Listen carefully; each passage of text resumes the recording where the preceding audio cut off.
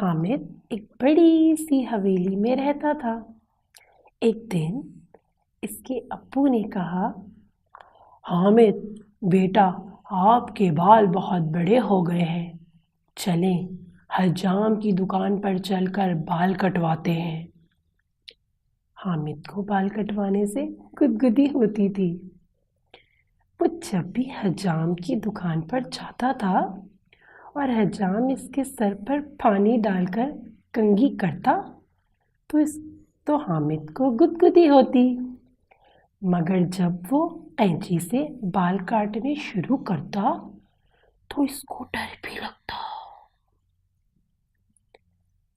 ابو نے کہا، ارے بیٹا، آپ چلو تو صحیح، آپ دیکھنا آج آپ کو ڈر نہیں لگے گا کیونکہ میں آپ کے ساتھ ہوں۔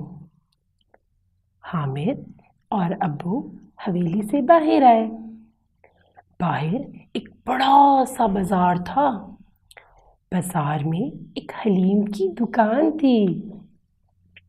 دکان پر ایک انکل بیٹھے حقہ پی رہے تھے اور ایک آدمی حلیم میں کھوٹا لگا رہا تھا۔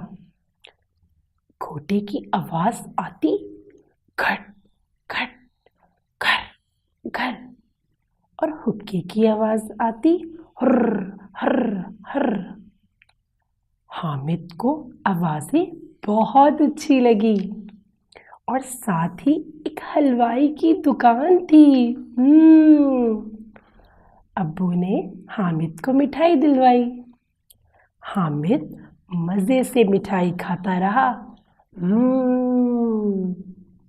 اور حجام اس کے بال کاٹتا رہا۔